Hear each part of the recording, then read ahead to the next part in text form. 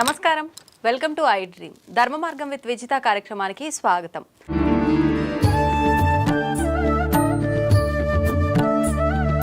ప్రభుజీ, అందరూ అంటే మనం ఎవరైతే ఉన్నామో ప్రతి ఒక్కరు కూడా నా బిడ్డలే అని చెప్పి భగవంతుడు అంటుంటారు. అయితే మరి కొంతమంది ఏమో మంచి మార్గంలో వెళ్తుంటారు, కొంతమంది చెడు మార్గంలో వెళ్తుంటారు. అందరము ఆయన బిడ్డలే అయినప్పుడు ఆ మార్గంలో వెళ్ళే వాళ్ళని మంచి మార్గంలోకి తీసుకొచ్చే ప్రయత్నం భగవంతుడు ఎందుకు చేయట్లేదు అంటారు కదండి. ఇంటర్వ్యూ అదే మార్గం. కానీ అందరూ మారట్లేదుగా ప్రభుజీ, కొంతమందిలో మార్పు వస్తుంది. అదే అంటున్నా, పరమాత్మ ఆయన ప్రయత్నం చేస్తున్నా. ఇప్పుడు గుర్రాన్ని చెరువు వరకు తీసుకెళ్ళొచ్చు కానీ నీళ్ళు దాయించలేం కదండి. పడుకున్నవాడిని లేపచ్చు కానీ పడుకున్నట్టు నటిస్తున్నవాడిని లేపలేం కదండి. పరమాత్మ ఆయన వైపు నుంచి ఆయన ప్రయత్నం చేస్తున్నారు. ఆ పరమాత్మ చేసే ఇప్పుడు చూడండి, ఈ వీడియో ఎవరి దగ్గర వచ్చింది అనుకోండి, బై మిస్టేక్ రావట్లేదండి. పరమాత్మ మన గురించి ఆలోచించాడు కాబట్టి ఏదో ఒక రూపంలో పంపిస్తూ ఉంటాడు. భక్తుల్ని మన దగ్గర పంపించేదే స్వామి అనుగ్రహిస్తే కానీ పంపించడండి. ఎందుకంటే ప్రపంచంలో ఎంతో మంది, కొన్ని వేల మంది మారుతున్నట్టు మేము చూస్తున్నాం. ఎందుకు? కేవలం శ్రవణం వల్ల. కాబట్టి ఎవరికైతే ఆ ముఖ్యత్వం తెలుసో, ఇప్పుడు చూడండి, ఒక ఆయనకి 1 kg వెయిట్ ఉండే వజ్రం ఇచ్చారట. ఆయన ఏమనుకున్నట్టు, బాగానే ఉంది, మా ఇంట్లో ఆ త్రాసు పనిచేయట్లేదు, ఆ కేజీ మాపు చేసి అది లేదని ఈ కేజీ తీసుకొని అక్కడ పెట్టి ఉప్పు పప్పు అన్నీ వే చేసి ఇస్తున్నాడట. అయితే ఒక ఆయన వచ్చిన వాడు చూసాను, అమ్మో 1000 వచనం. నేను అన్నాడట, ఒరే ఈ కేజీ మాపు నేను ఇస్తా, ఈ రాయి నాకు ఇచ్చేసే అన్నాడు. సరే, ఈ రాయి తీసుకొని నాకు మాపు కావాలని ఆ వజ్రం ఇచ్చేసాడట. వాడు పెట్టుకొని పెద్ద కోట్లు సంపాదించుకున్నాడు.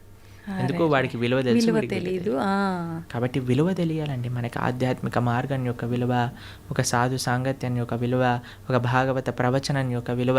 శ్రీకృష్ణ భగవానుడు మనకి చెప్తున్నాడు ఒక విషయం, మనకి ఇంత మనుష్య జన్మలో ఇంతమంది ఎన్నో విషయాలు వింటూ ఉంటే నా దగ్గరికి కృష్ణుడు ఈ విధంగా కృష్ణ భక్తి గురించి చెప్పే విధంగా నాకు తెలిసింది అంటే మనం మారడానికి ప్రయత్నం చేయాలి. అప్పుడు పరమాత్మ యొక్క కృప అనేది ఉంటుంది, లేకపోతే ఉండదు. ప్రభుజీ, ఇలాంటి మాటలు విన్నప్పుడు చాలామంది వెంటనే అరే నిజంగా ఇలా వెళ్తే బాగుంటుంది కదా అని అనుకుంటారు. కొంతమంది ఏమో అక్కడే ఆగిపోతారు వినడం దగ్గరే, కొంతమంది ముందుకెళ్తారు. ఇలా ఆగిపోయిన వాళ్ళు అనుకుంటారు రేపు నుంచి ఈ బ్రహ్మముహూర్తంలో లేవాలట, లేద్దాము, ధ్యానం చేద్దాము, భగవంతుని స్మరణలో ఉందాము అని. కానీ అనుకున్నట్టుగా చేయలేరు, వదిలేస్తుంటారు ఎక్కడికక్కడ. అలాంటి వాళ్ళు నిజంగా నిత్య జీవితంలో ఏ రకంగా కనుక ఫోకస్ చేస్తే బాగుంటుంది అంటారు? ఎందుకంటే మెయిన్ రీజన్ ఆగిపోవడానికి భక్తుల యొక్క సాంగత్యం లేకపోవటం. ఈ ప్రపంచంలో మనం ఏదైనా మంచి వైపు వెళ్ళాలి అని అంటే చాలా కఠినమైనది. మంచి వైపు వెళ్ళాలి అని అంటే మంచి మనుషుల యొక్క సాంగత్యం కావాలి. అందుకే మనం ప్రతిరోజు ఉదయం పూట, ప్రతిరోజు మేము ప్రొద్దున పూట మా భక్తులందరూ కలిసి జూమ్స్లో జపం చేసుకుంటారు. సుమారుగా 500-600 మంది ప్రతిరోజు ప్రొద్దున పూట వస్తారు, జపం చేసుకుంటారు. ప్రతిరోజు క్లాస్ ఉంటుంది. ఈరోజే ఏకాదశి రోజు మేము భాగవతంలో కుంతి మహారాణి యొక్క ప్రార్థనల నుంచి క్లాస్ చెప్పామన్నమాట. కాబట్టి మీరు మంచిగా మన ప్రణవానంద దాస్ ఛానల్లో మనకి భాగవతం, భగవద్గీత ఇవన్నీ ఉన్నాయి. ఇవన్నీ వింటూ ఉండండి. జపా క్లాసులు ఏవైతే ఉన్నాయో వాటికి వస్తూ ఉండండి. మంచి వ్యక్తుల యొక్క సాంగత్యంలో ఈజీ అయిపోతుంది మంచిగా భక్తి మార్గంలో ముందుకు నడవడానికి. అందుకే లోకే సజ్జన సంగతి రేఖ భవతి భవార్ణవ తరణేన. ఒక మంచి వాళ్ళ సాంగత్యమే మనల్ని ఈజీ చేసేస్తుంది. మన సంకల్పం ఉండటం ఒకటి, కానీ ఆ సంకల్ప రీత్యా మనము వాటిని మంచి వాళ్ళ యొక్క సాంగత్యంలో యూజ్ చేసుకోవటం అనేది ఇంకా ఇంపార్టెంట్. ప్రభుజీ, కృష్ణుడి దగ్గర లేని మాయలు లీలలు ఏదీ లేదు. అయితే గాంధారి శాపం నుంచి నందవంశాన్ని ఎందుకు కాపాడలేకపోయారు? అసలు గాంధారి శాపం కృష్ణుడి పైన ఏం పంచలేదు, తెలుసా మీకు ఆ విషయం? అవునా? గాంధారి శాపం వల్ల కృష్ణుడికి ఏం అవ్వలేదు. చూడండి, సూర్యుడి పైన నేను ఒక దీపావళి రాకెట్ ఇడిచి పెడతానన్నాను అనుకోండి, సూర్యుడికి ఏమైనా నష్టం అవుతుందా అండి? దీపావళి రాకెట్ సూర్యుడిని ఏమైనా చేయగలుగుతుందా? ఒక వ్యక్తి, ఒక చిన్న పిల్లవాడు అనుకున్నాడు, ఇప్పుడు చూడు ఈ రాకెట్ని సూర్యుడి పైన వేస్తున్నా నేను, జుమ్ అని వేసాడు అనుకో, అది వెళ్ళి ఢామ్ అని అంటుంది, చూసావా సూర్యుడికి అయింది చూసావా అని. అది వాడి మూర్ఖత్వం. అంతే. కృష్ణ పరమాత్మ ఆయన లీలలు అవజానంతి మామూఢ మానుషం తనుమాశ్రిత పరంభావమజానంతో. భగవద్గీతలో ఆయన ఏమంటాడంటే, ఎప్పుడైతే నేను ఈ యొక్క మానవులు ఉండే ఈ లోకానికి లీలలు చేయడానికి వస్తారో మూర్ఖులు నన్ను తెలుసుకోలేరు. అవజానంతి మామూఢ మానుషం తనుమాశ్రిత పరంభావమజానంతో. నా యొక్క పరతత్వాన్ని తెలుసుకోలేరు. ఎందుకంటే అనిపిస్తుంది కదా, అరే కృష్ణుడు ఇక్కడే మనతో పాటు మనలాగానే నడుస్తున్నారు, అది ఇదే. కాబట్టి గాంధారి పెట్టిన శాపం వల్ల కృష్ణుడు అవతార స్వీకారం నుంచి అవతార పరిసమాప్తి చేసేంతవరకు ఏమేం చేయాలో ఆయనకు క్రిస్టల్ క్లియర్ స్కెచ్ చేసుకొని వచ్చారనమాట. ఇప్పుడు చూడండి, ఇంకో ఉదాహరణ చెప్తాను. నేను స్కూల్కి వెళ్ళాలని బయటకు వచ్చాను. షూస్ వేసుకున్నా, అన్నీ వేసుకొని బయటికి వెళ్ళాను, బస్సు కోసం వెయిట్ చేస్తున్నా. అంతలోపల పక్కింటి వాళ్ళు కూడా వాళ్ళు బైక్లో వెళ్తారండి స్కూల్కి, వాళ్ళు వెళ్తున్నారు, నిన్ను కూడా దింపేస్తాను అన్నాను అనుకోండి, సరే ఎలా ఉన్నా బస్సు రావడానికి టైం ఉంది కదా, వీళ్ళు ఎలా వెళ్తున్నారు కదా ఎక్కేసి మనం వెళ్ళిపోయాం. ఇప్పుడు ఆ వ్యక్తి దింపేశాక ఈరోజు నేనే స్కూల్కి తీసుకొచ్చాను లేకపోతే వాడు రాకపోతుండే అన్నాడు అనుకోండి, ఏమైనా ఉందా? ఆల్రెడీ స్కూల్కి తయారయ్యాడు, బస్సు కోసం వెయిట్ చేస్తున్నాడు, బస్సు వచ్చే లోపల వెయిట్ చేస్తున్నారు కదా, ఈయన ఎలా వెళ్తున్నాడు కదా అని వెళ్ళాడు, అంతే కదండి. అలానే పరమాత్మ ఈ విధంగా అవతార పరసమాప్తి జరుగుతుంది, ఈ విధంగా ఏదో అంశం పరలోకానికి వెళ్ళిపోతుంది అని అన్ని ప్లాన్ ఉంది.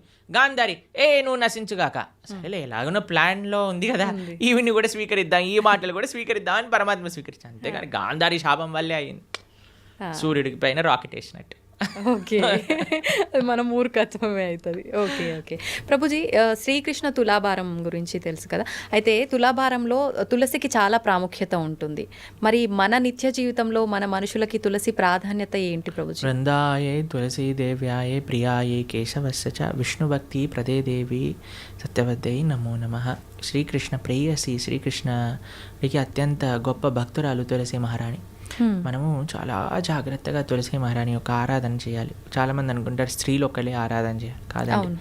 ప్రతి ఒక్కళ్ళు, పురుషుడైనా స్త్రీ అయినా పిల్లవాడైనా పెద్దవాడైనా వృద్ధుడైనా అందరూ తులసి మహారాణికి ప్రదక్షిణ చేయాలి, 4 ప్రదక్షిణ చేయాలి, నీళ్లు ప్రతిరోజు సమర్పణ చేయాలి. మా ఆలయాల్లో ప్రతిరోజు ప్రొద్దున సాయంత్రం తులసి ఆరాధన జరుగుతుంది.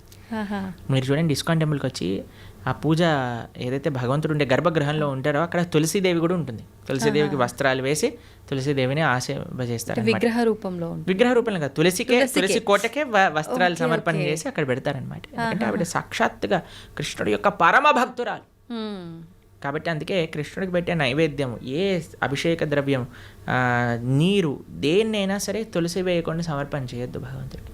తులసి పెడితేనే స్వామి స్వీకరిస్తారు. తులసి పెట్టిన నైవేద్యం భగవంతుడు స్వీకరించారు, భక్తులు కూడా అలాంటి నైవేద్యాన్ని స్వీకరించారనమాట. కాబట్టి విష్ణు తత్వానికి ఎక్కడైనా సరే నైవేద్యం పెట్టామంటే తులసి పెట్టి మాత్రమే చెయ్యాలి. కాబట్టి ఈ తులసి ఆరాధన ముఖ్యంగా కార్తీక మాసంలో ప్రతి నిత్యం కూడా మనం 3 సార్లు నీళ్లు వేసి 4 సార్లు ప్రదక్షిణ చేయాలి. తులసి మహారాణికి దీపం పెట్టాలి తులసి దగ్గర, తప్పనిసరిగా ప్రతి ఒక్కరు చేయాల్సిన పని. ప్రభుజీ, తులసిలో కూడా 2-3 రకాల తులసులు ఏదైనా పర్వాలేదు. ఓకే, అయితే ముఖ్యమైన పర్వదినాల్లో తప్ప సాయంకాలం సమయంలో దీపారాధన చేయకూడదు తులసి దగ్గర అని చెప్పి అంటారు. ప్రతిరోజు చేయాలి, ప్రొద్దున రాత్రి భగవంతుడి ఆలయంలో, భగవంతుడి యొక్క పూజా మందిరంలో తులసి మహారాణి దగ్గర ప్రొద్దున రాత్రి నిత్యము ప్రతిరోజు చేయాలి దీపారాధన. ఓకే ప్రభుజీ, కృష్ణుడి విషయానికి వస్తే గోపికలతో రాసలీలలు ఆడుతుంటాడు బృందావనంలో అని చెప్పి అంటుంటారు. అయితే దాన్ని తప్పుగా కూడా భావించకూడదు అని అంటుంటారు. మరి కామక్రీడకు రాస క్రీడకు తేడా ఏంటి? అసలు అది కామక్రీడ అని భావించొద్దంటారా? అసలు రాసలీల అంటే ఏంటి, అసలు కామం అంటే ఏంటి, ఇవన్నీ తెలుసుకోవాలి ఫస్ట్. ఇప్పుడు చూడండి, కృష్ణుడు రాసలీల చేసినప్పుడు ఆయన వయసు ఎంతో తెలుసా అండి? 6 సంవత్సరాలు. చిన్నపిల్లడు. 6 సంవత్సరాల పిల్లలు అమ్మాయిలు అబ్బాయిలు అందరూ కలిసి ఆడుకుంటున్నారు అనుకోండి, మీరు ఏమంటారు? దూరం జరుగు, అమ్మాయి దగ్గర ఆడద్దు అని అంటారా మీరు ఎప్పుడైనా? లేదు. మీరు ఎప్పుడైనా అలా చేశారా మీ పిల్లలతో? ఎప్పుడైనా అందరు చిన్న పిల్లలు అందరూ కలిసి ఆడుకుంటున్నారు అనుకోండి, ఎప్పుడైనా డిఫరెన్షియేషన్ చూస్తామని? 6-7 సంవత్సరాల వయసు ఉన్న పిల్లవాడండి రాసక్రీడ జరిగినప్పుడు, తెలుసా మీకు? ఇంకో విషయం చెప్తాను, గోపికలు అంటే ఎవరు? గోపికలు అంటే స్త్రీ, కృష్ణుడు అంటే పురుషుడు కాదండి. కృష్ణుడు యొక్క శక్తియే గోపిక. కృష్ణుడి యొక్క హ్లాదిని శక్తి యొక్క స్వరూపములే గోపికలన్నీ కూడా, శ్రీమతి రాధారాణి కూడా. కృష్ణుడే సాక్షాత్ ఒక పిల్లవాడు. ఇప్పుడు నేను అద్దంలో చూసుకుంటానండి, అద్దంలో చూసుకుంటూ నేను ఇలా అనుకోండి, అద్దం పైన ప్రభుజీ ఎంత ధైర్యం, మా ప్రభుజీని కొడతావా అని అంటారా మీరు? అరే నీ ఇష్టం, ఇక నీ అద్దం నీ రిఫ్లెక్షన్ ఏదైనా చేసుకో, నువ్వు ఎంత ముద్దు వస్తున్నావా, నువ్వు రాసి ఒకటైనా పెట్టు, ఏదైనా చేసుకో, అది నువ్వు నీ రిఫ్లెక్షన్, అంతే కదండి. అంతే. కృష్ణుడు ఏ తత్వమో గోపికలది అదే తత్వం. ఆయన యొక్క హ్లాదిని శక్తి స్వరూపములే గోపికలు, అట్లా వేరేది ఏ విషయం కాదండి. ఇప్పుడు రాస నృత్యం అంటే ఏంటి అనుకుంటున్నాడు? అదొక నృత్యం, ఆనంద స్వరూపం. అది ఒక స్త్రీ పురుషుని మధ్యలో జరిగే, మీరు అంటున్నారు కదా, ఏదో భౌతికమైన సంబంధం కాదండి. అది సాక్షాత్తుగా ఒక జీవాత్మ పరమాత్మ కలిసినప్పుడు పొందే ఆనందాన్ని రాసలీల అని అంటారు. రాసలీల శుకదేవుడికి అన్నిటికంటే ఫేవరెట్ పాస్ టైం భాగవతంలో. శుకదేవుడు ఎవరో తెలుసా అండి? శుక మహర్షి. ఆయన పుట్టినప్పుడు పుడుతూనే తల్లి గర్భం నుంచి నడుచుకుంటూ వెళ్ళిపోయాడు. ఎలాంటి వైరాగ్యం కలిగిన వాడు అని అంటే, ఆయన స్త్రీలు స్నానం చేస్తున్న సరస్సు పక్క నుంచి వెళ్తే స్త్రీలందరూ బిందాస్గా స్నానం చేస్తున్నారనమాట, వస్త్రాలు కూడా కప్పుకోలేదు. వ్యాసుల వారు అడుగుతారు, అయ్యా ఏంటి మీరు అని అంటే, ఆయనకండి స్త్రీ పురుష భేదమే లేదు, ఆయన అంతా ఆత్మజ్ఞాన తత్వంలో రమించేవాడు, కాబట్టి మాకు ఆయన డిఫరెన్సియేషనే తెలియలేదు. ఎందుకంటే స్త్రీకి చాలా తొందరగా పురుషుడి దగ్గర ఏదైనా చెడు భావన ఉంటే కనిపట్టేయచ్చండి. కానీ ఆ స్త్రీలు అంత వైరాగ్యం కలిగిన శుక మహర్షి ఏంటో తెలుసా అండి, ఆవు పాలు పితికినంత సమయం కంటే ఎక్కువ ఒక ప్రదేశంలో ఉండలేరు, అంత వైరాగ్యం కలిగిన వ్యక్తి. ఆయనకి ఫేవరెట్ లీల రాసలీల. అంటే అంత వైరాగ్యం కలిగిన వ్యక్తి ఒక భౌతికమైన గర్ల్ ఫ్రెండ్ బాయ్ ఫ్రెండ్ విషయాలు మాట్లాడతారా అండి?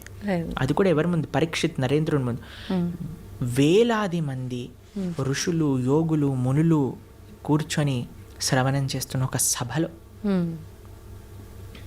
కాబట్టి మనం రాసలి భగవంతుడి యొక్క తత్వాన్ని కమెంట్ చేయటం కంటే ముందు అసలు ఏంటా తత్వము అని చదువుకోవాలి. అందుకే మీ అందరికీ నేను చెప్పేది ఏంటంటే, భాగవతం వినండి, భాగవతం చదవండి. మన ఛానల్లో ప్రణవానంద దాస్ అనే ఛానల్లో 47 లెక్చర్లు శ్రీమద్ భాగవతం, కేవలం 47 గంటలు మీరు ఇస్తే కృష్ణుడి యొక్క పరిపూర్ణ తత్వం అనేది మనం అర్థమవుతుంది. అది మాత్రం మిస్ చేయకుండా చూడండి. కృష్ణతత్వం గురించి, మన సనాతన ధర్మం గురించి మొత్తం అర్థమవుతుంది. ఫస్ట్ నుంచి లాస్ట్ వరకు వినండి, మొత్తం క్లారిఫై అవుతుంది. ప్రభుజీ, వైరాగ్యం అన్నారు కదా, చాలామంది వాళ్ళ లైఫ్లో కూడా అన్ని కష్టాల నుంచి తట్టుకోలేక ఇబ్బందులు పడి దాని నుంచి బయటికి రాలేక వైరాగ్యం చెందుతుంటారు. ఇంకా లైఫ్ వద్దు, ఎందుకు ఈ ఫ్యామిలీ లైఫ్, రకరకాలుగా. అలాంటి వైరాగ్యం నుంచి కొంతమంది డివోషనల్గా ఎక్కువ కనెక్ట్ అవుతుంటారు భగవంతుడికి. నిజంగా అది వైరాగ్యం వల్ల వచ్చిన భక్తి నిజమైన భక్తి అంటే? ఈరోజే ఒకళ్ళు చెప్తున్నారు, ప్రభుజీ ఈ కష్టం వచ్చి ఉంటే నేను భక్తి మార్గంలోకి రాకపోయి ఉండేదాన్ని అని అంటున్నారు అనమాట. కాబట్టి కొన్నిసార్లు కష్టాలు కూడా మనం భగవంతుడి వైపు పంపిస్తూ ఉంటాయి, ఆనందం కూడా తీసుకెళ్తూ ఉంటుంది, కష్టం కూడా. ఏదైతే మనం భగవంతుడి వైపు తీసుకెళ్తుందో అది నిజమైన. మరి భక్తికి వైరాగ్యం అవసరమా అంటే అవసరం, కానీ వైరాగ్యమే భక్తి కాదు. ఇప్పుడు మన ఈ స్టూడియోకి రావాలి అంటే ఆ డోర్ ఓపెన్ చేయాలి. వైరాగ్యం అనేది డోర్ లాంటిది, అందులోపల నుంచి ప్రవేశిస్తే భక్తి మార్గం లోపలికి రాగలుగుతాం అనమాట. కాబట్టి వైరాగ్యం కావాలి. వైరాగ్య విద్య నిజభక్తి యోగ శ్రీ చైతన్య మహాప్రభు యొక్క ఉపదేశములలో వైరాగ్యము అని అంటే ఏదో ఫల్గు వైరాగ్యం కాదండి, నిజమైన వైరాగ్యం మనకు కావాలి. యుక్త వైరాగ్యము అని అంటారు. ఫల్గు వైరాగ్యము అని అంటే ఇప్పుడు చూడండి, శ్మశాన వైరాగ్యము అని అంటారు, ప్రసమ వైరాగ్యము అని. ఇదంటే ఎలా అంటే ఇప్పుడు చూడండి, శ్మశానంలో ఎవరైనా కాలిపోతున్నారనుకో, మనది కూడా అదే గతి కదా. ఇంటికి వచ్చాక ఏం చేసావు అంటే, ఇడ్లీ వద్దు నాకు పెసరట్టు కావాలి. ఏం వైరాగ్యం అండి, పోయేవాడికి ఇడ్లీ తిన్నా సాంబార్ తిన్నా ఒకటే కదండి. రెండోది ఏమనుకుంటుందట అంటే, ఎవరైనా ప్రసవ వేదన ఊ అని అరుస్తున్నప్పుడు, అమ్మో నేను మాత్రం పిల్లల్ని కానీ ఇంత నొప్పి నేను భరించలేను. మళ్ళీ పెళ్లి చేసుకోగానే ఒక పిల్లోడు, రెండో పిల్లోడు, మూడో పిల్ల, నాకు కూతురు కావాలి, నాకు ఇంకో అలాంటివి అనమాట. అలాంటి వైరాగ్యం పనికిరాదు. వైరాగ్యం అంటే ఏంటి? నా దగ్గర ఉన్నదంతా కూడా భగవత్ సేవలో ఉపయోగిస్తా, యుక్త వైరాగ్యము. ఇప్పుడు మీకు ఒక విషయం చెప్తాను. నేను ఇలా వెళ్తున్నాను అనుకోండి, ఒక పర్స్ పడిపోయింది అనుకోండి, అమ్మయ్య దేవుడు నాకు ఈ విధంగా కరుణించాడు, డబ్బులు నాకు ఇచ్చాడని తీసుకోవటం ఒక విధి. రెండవది ఏంటి, అయ్యో నాది కాదు కదా వదిలేస్తాను, నేను ముందుకెళ్ళిపోతాను, ఇంకో విధి. లేదు మూడు, అరే పర్స్ పడింది విజిత గారు ఎవరిదైనా అంటే అయిందే అండి ఇచ్చేయటం మూడో విధి. ఏది మంచిది అంటారు ఈ మూడిట్లో? అడిగి ఎవరిది అని ఇవ్వటమే, అంతే కదండి. దాన్ని యుక్త వైరాగ్యం అంటారు. ప్రతి ఒక్కటి తీసుకో, ఎవరికి చెందాల్సిందో వాడికి చెందించు. ఈ ప్రపంచంలో ఉన్నదంతా కృష్ణుడికి చెందిందే, కాబట్టి ఆయనకి సమర్పణ చెయ్యి. అది నిజమైన వైరాగ్యం, నిజమైన భక్తి అని అంటే. నీ కోసం నువ్వు వాడుకోకు, పరమాత్మ కోసం ఉపయోగించు, దేశం కోసం ఉపయోగించు, ధర్మం కోసం ఉపయోగించు, భాగవతోత్తముల కోసం ఉపయోగించు, భగవంతుడి కోసం ఉపయోగించు. అది వైరాగ్యం. ప్రభుజీ, భగవంతుని ఆరాధించాలంటే భక్తి ఒకటే ప్రధానమా? శరీరం కూడా శుచిగా ఉండాలి అంటుంటారు. నిజంగా శరీరం శుచిగా ఉండటం అంటే ఏంటి? మీరు అన్నారనుకోండి, ప్రభుజీ మా పిల్లల్ని స్కూల్కి పంపిస్తాను కానీ యూనిఫామ్ అయ్యాను, యూనిఫామ్తో ఏం సంబంధం ఉండండి, వాళ్ళకి చదువుకోవడం కావాలి, వాళ్ళు చదువుకోవాలని ఇచ్చి ఉందంటే స్కూల్ వాళ్ళు ఎలా చేస్తారండి? ఏమంటారు, ఫస్ట్ యూనిఫామ్ వేసుకొని రా, అంతే కదండి. అవునా కదా? స్కూల్ షూస్ పైన మొత్తం బురద జల్లి పంపించి, బురద ఉంటే ఏంటి, నువ్వు చదువు చెప్పు, ఆయన చదువు నేర్చుకోవడానికి వచ్చావు, నువ్వు చదువు చెప్పడానికి వచ్చావు, షూ బూట్ ఇవన్నీ అంటావు ఏంటి అని అంటారా మీరు? ఏమంటారా? అమ్మ టీసీ ఇస్తాను, తీసుకెళ్ళు, మీ పిల్లల్ని వేరే స్కూల్లో జాయిన్ చేయించు అని అంటారు. అంతేనండి. గోర్లు ఎందుకు కట్ చేసుకోవాలండి, గోర్లకి చదువుకి ఏం పని ఉంది అంటే, మా స్కూల్లో పీటీ సార్ ఉంటే వాడు పెద్ద కర్ర పట్టుకొని పాట్ అని కొట్టేవాడు, గోర్లు పెరిగాయండి. అందరు పీటీ పీరియడ్ ముందు అందరు పళ్ళతో మొత్తం పడేసేసేవాళ్ళు అనమాట, హడలు వచ్చేసేది అనమాట. వామ్మో పీటీ ఈరోజు థర్స్డేనా అని అందరు హడలిపోతుండేవారు అనమాట. మీరు తినారా ప్రభుజీ అట్లా దెబ్బలు? అంటే గోర్లతో కొరికేసాం అనమాట. దెబ్బలు తినే ముందు. ఓకే, తెలివైన మూవ్ అనమాట అక్కడ. అయితే భక్తికి చాలామంది అడుగుతారు, ఈ శుచి ఏంటి, స్నానం చేయటం ఏంటి, ఇదంతా మూర్ఖత్వం, వీళ్ళంతా చాదస్తం, పైత్యం అని అంటూ ఉంటారు. కాదండి, మీకు భక్తి హృదయంలో ఉండాలి అని అంటే దాన్ని ఎక్స్టర్నల్గా కొన్ని రూల్స్ అండ్ రెగ్యులేషన్స్ పాటించాలి. శుచి, స్నానం, ప్రొద్దున లేవంగానే స్నానం చేయటం, మనం కాలకృత్యాలు తీర్చుకున్నాక స్నానం చేయటం, మడితో ఉండటం, అక్కడిక్కడ ముట్టుకోకుండా మంచిగా ప్రేమతో భగవంతుడికి నివేదన చేయటం, ఇవన్నీ కూడా ఆధ్యాత్మిక మార్గంలో మనకి మంచి వైపు నడిపిస్తూ ఉంటుంది అన్నమాట. కాబట్టి శుచి, శుభ్రత అనేది చాలా ఇంపార్టెంట్ అండి. ఇప్పుడు చూడండి, ఈ రూమ్ అంతా నీట్గా ఉంది కాబట్టి ప్రశాంతంగా మనం మాట్లాడుకోగలుగుతాం. కెమెరామ్యాన్లు వాళ్ళు పనిచేస్తున్నారు, మనం ఇక్కడ ఇంకా మొత్తం చిందర బిందర పేపర్లు ఇక్కడ పడిపోయి, ఆ లైట్లన్నీ కింద కూసిపోయి, మొత్తం గోలగోలు ఉందనుకోండి, మనకి చెప్పాలి, మాట్లాడాలి, ఫస్ట్ ఈ రూమ్ క్లీన్ చేయండి తర్వాత చేస్తామంట. అంతే కదండి. అంతే. ఏంటండి మేము ఇంటర్వ్యూ చేయడానికి వచ్చాం, ఇంటర్వ్యూ చేయండి, ఇవన్నీ ఎందుకు అని అన్నారనుకోండి, బాగుండదు కదా అది. కాబట్టి శుచి, శుభ్రత, కరెక్ట్గా మనసుకి కనెక్షన్. ఇప్పుడు చూడండి, ఇంటికి వచ్చారనుకోండి, ఇంట్లో అన్ని నీట్గా ఉండి చక్కగా సాంబ్రాణి, మా ఇంటికి వచ్చినప్పుడు బ్రహ్మాల ఆరాధన చేశాక సాంబ్రాణి పొగ వేస్తారనమాట. అప్పుడు ఆ ఆధ్యాత్మిక గుడికి వచ్చిన వాతావరణంలో లాగా ఉంటుందన్నమాట. అంతేగాని అన్ని చిందరబందర వేసి అందరు ఇలా పడిపోయి కూర్చున్నారు అనుకోండి, అప్పో ఎందుకు వచ్చాను రా బాబు, ఎక్కడికైనా వెళ్ళిపోతే బాగుండు అనిపిస్తుంది. కాబట్టి మనకి మనసుకి బాహ్యమైన శుచి, శుభ్రత వీటికి కనెక్షన్ ఉంది. కాబట్టి దాన్ని జాగ్రత్తగా తెలుసుకొని మనం శుచి, శుభ్రత పాటించాలి.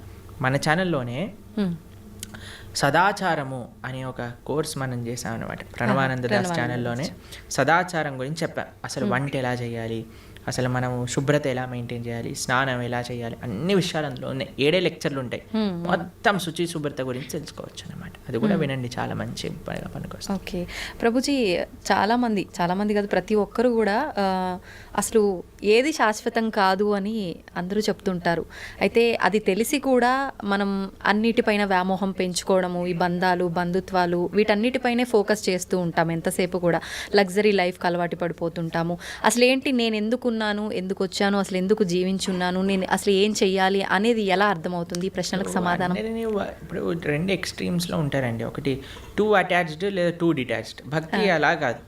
భక్తి అండర్స్టాండ్ యువర్ పొజిషన్. నువ్వు భగవంతుడి యొక్క దాసుడు, ఇవన్నీ కూడా భగవంతుడు ఇచ్చినవి. కాబట్టి ఇప్పుడు చూడండి, మీకు ఇంతకుముందు చెప్పాను అనుకుంటా, మాకు ఏదన్నా వస్తువు కానీ ఏదన్నా మేము యూజ్ చేసే ఉందనుకోండి, ఫస్ట్ దానిపైన ICO ప్రణవానంద దాస అని రాస్తాం మేము. ICO అంటే ఇన్ కేర్ ఆఫ్, అంటే ఇది నాది కాదు, నాకు కృష్ణుడు ఇచ్చింది, నేను దీని కేర్ టేకర్ని మాత్రమే. ఈ భావన ఉండాలి. నీ కొడుకు పైన, భార్య పైన, భర్త పైన, ఇల్లు పైన, గాడి పైన, చుట్టాల పైన, వస్తువుల పైన, అన్నిటికీ ఇదే భావన. ఇది పరమాత్మ, భగవంతుడు నాకు ఇచ్చాడు, దీన్ని నేను జాగ్రత్తగా చూసుకుంటా. కానీ ఎవరిచ్చారు? భగవంతుడు. నా ప్రేమ భగవంతుడి పైన. భగవంతుడు ఇచ్చిన వస్తువు. ఇప్పుడు నేను మీకు ఒక గిఫ్ట్ ఇచ్చాను అనుకోండి, ఎంత బాగా పెట్టుకుంటారే, ప్రభుజీ ఇచ్చారు ఈ గిఫ్ట్ని, జాగ్రత్తగా పెట్టుకోవాలి అని అనిపిస్తుంది. ఎందుకు? గిఫ్ట్ పైన ప్రేమ లేదా ఒక వ్యక్తి పైన గౌరవమా? ఇప్పుడు మీకు చాలా ప్రేమతో మీ తమ్ముడు కానీ, అన్నయ్య కానీ, చెల్లి కానీ, అక్క కానీ ఒక గిఫ్ట్ ఇచ్చారనుకోండి, ఐఫోన్ ఇచ్చారు. ఐఫోన్ నాకు చాలా ఇష్టం. ఎందుకు నీకు ఐఫోన్ ఇష్టము అని అంటే, అయ్యో మా తమ్ముడు, అక్క, చెల్లి, అన్న ఎవరో ఒకరు నాకు ఈ గిఫ్ట్ ఇచ్చారు కాబట్టి. అన్నకి యాక్సిడెంట్ అయింది, పోతే పోనీ ఐఫోన్ ఉంది కదా, ఐఫోన్ చూసుకుంటాను అన్నారు అనుకోండి. అరే నీకు అన్న ముఖ్యమా, ఐఫోన్ ముఖ్యమా? నాకు ఐఫోన్ ముఖ్యం అంటే నిజంగా అన్న పైన ప్రేమ అండి? లేదు. అన్న పైన ప్రేమ మీకు ఆ ఫోన్ పైన రిఫ్లెక్ట్ అవుతుంది. అన్న ఇచ్చాడు కాబట్టి నాకు ఇది ప్రేమ అని అనిపిస్తుంది. అట్లనే భగవంతుడు పైన ప్రేమ ఎప్పుడైతే ఉంటుందో అన్ని సంబంధాలు బాగుంటాయి. ఎందుకంటే వీళ్ళందరినీ కూడా భగవంతుడితో కనెక్షన్తో చూస్తాం కాబట్టి. ఎప్పుడైతే భగవంతుడిని తీసేస్తామో జీవితంలో మన స్వార్థం, ఆవిడ అనుకుంటుంది ఆవిడ స్వార్థం, నేను అనుకుంటాను నా స్వార్థం, పిల్లలు అనుకుంటారు నా స్వార్థం, తల్లిదండ్రులు అనుకుంటారు నా స్వార్థం, అత్తమామలు అనుకుంటారు వాళ్ళ స్వార్థం. కానీ ఎప్పుడైతే కుటుంబం మొత్తం కలిసి భగవంతుడిని ఆశ్రయిస్తుందో అప్పుడు అందరూ కృష్ణుడికి ఏది మంచిది, కృష్ణుడు నేను ఏం చేస్తే నాతో ఆనందంగా ఉంటాడు అని ఆలోచించి ఆ విధంగా చేస్తాను. ఇదే భక్తి అంటే. అందుకే శ్రీల ప్రభుపాదుల వారికి వాళ్ళ గురువు గారు చెప్పారు, everything can come later, the most important necessity in this world is Krishna consciousness. భక్తి ప్రపంచంలో ఉంటే అన్ని రకాల సుఖములు, అన్ని రకాల స్వాంతనలు, అన్ని రకాల సౌఖ్యం చేకూరుతుంది. దాంట్లో ఎటువంటి డౌటే లేదు. ఇది ముఖ్యం. ప్రభుజీ ఎక్కువగా ఇస్కాన్కి సంబంధించిన వాళ్ళు ఎవరైనా సరే కృష్ణుడి గురించే ఎక్కువగా మాట్లాడుతూ ఉంటారు. మరి కృష్ణుడి సోదరుడు బలరాముడి పాత్ర గురించి కానీ ఆయనకు సంబంధించిన విశేషాలు ఎందుకని తెలియదు? బలరాముడు ఎందుకండి, మేము ఎన్నోసార్లు బలరామ జయంతి పెద్ద ఉత్సవం మా ఆలయాల్లో తెలుసా మీకు? మా సాంప్రదాయంలో బలరాముడి ఉత్సవం కానీ బలరాముడి యొక్క లీలలు చర్చించుకోవటం కానీ చాలా ముఖ్యంగా చేస్తాం. మీరు ఎప్పుడైనా మా బలరాముడి గురించి మాట్లాడిన వీడియోలు ఎన్నో ఉన్నాయి. కాబట్టి బలరాముడు గురువుకి సంకేతం.